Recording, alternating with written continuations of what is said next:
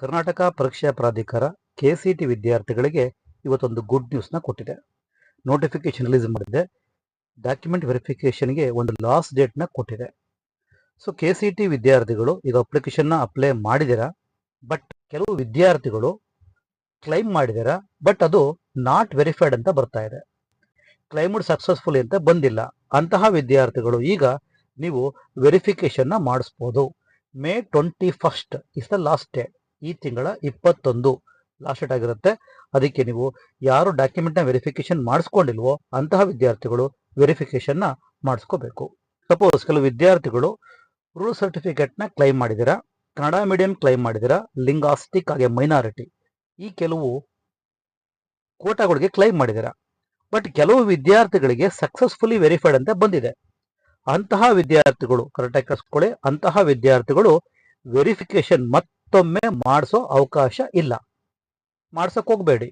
Suppose ಕೆಲವು ವಿದ್ಯಾರ್ಥಿಗಳು claim ಮಾಡಿದಿರಾ ಅಥವಾ ಕೆಲವು ಕ್ಲೈಮ್ ಮಾಡೇ ಇಲ್ಲ. ಕ್ಲೈಮ್ ಮಾಡಿದಿರಾ ಅಥವಾ ನಿಮಗೆ ಸಕ್ಸಸ್ಫುಲಿ ವೆರಿಫೈಡ್ ಅಂತ ಬಂದಿಲ್ಲ, ಕ್ಲೈಮ್ಡ್ ಬಟ್ ನಾಟ್ ವೆರಿಫೈಡ್ ಅಂತ ಬಂದಿದೆ.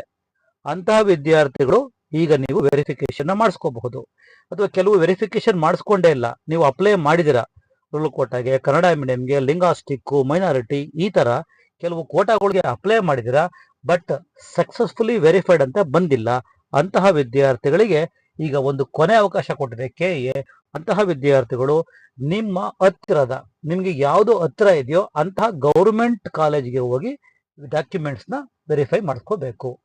ಒರಿಜಿನಲ್ ಡಾಕ್ಯುಮೆಂಟ್ಸ್ನ ತಗೊಂಡೋಗ್ಬೇಕು. ಹಾಗೆ ಸೆಟ್ ಆಫ್ ಅಟೆಸ್ಟೆಡ್ ಕಾಪೀಸ್ ತಗೊಂಡೋಗಿ ನೀವು ಡಾಕ್ಯುಮೆಂಟ್ಸ್ನ ವೆರಿಫಿಕೇಶನ್ ಮಾಡಿಸ್ಕೊಳ್ಳಿ. Only in government PU colleges, only government ಕಾಲೇಜುಗಳಲ್ಲಿ ಮಾತ್ರ ನೀವು ವೆರಿಫಿಕೇಶನ್ ಮಾಡಿಸ್ಬೇಕು. ಅದಕ್ಕೆ ಲಾಸ್ಟ್ ಡೇಟ್ May 21. ಅಷ್ಟರೊಳಗೆ ನೀವು ವೆರಿಫಿಕೇಶನ್ನ ಯಾರು ಮಾಡಿಸ್ಕೊಂಡಿಲ್ವೋ ಅಂತಹ ವಿದ್ಯಾರ್ಥಿಗಳು ವೆರಿಫಿಕೇಶನ್ನ ಮಾಡಿಸ್ಕೊಳ್ಳಿ. ಈ ಇನ್ಫಾರ್ಮೇಶನ್ನ ನಿಮ್ಮ ಫ್ರೆಂಡ್ಸ್ಗಳಿಗೂ ಸಹ ಶೇರ್ ಮಾಡಿ. ನಮ್ಮ ಚಾನಲ್ಗೆ ಹೊಸಬರಾಗಿದ್ದರೆ ಸಬ್ಸ್ಕ್ರೈಬ್ ಮಾಡ್ಕೊಳ್ಳಿ ಟು ಗೆಟ್ ನೆಕ್ಸ್ಟ್ KCET ಹಾಗೆ KA ಹಾಗೆ NEET ಅಪ್ಡೇಟ್ಸ್. ಟೇಕ್ ಕೇರ್, ಬಾಯ್.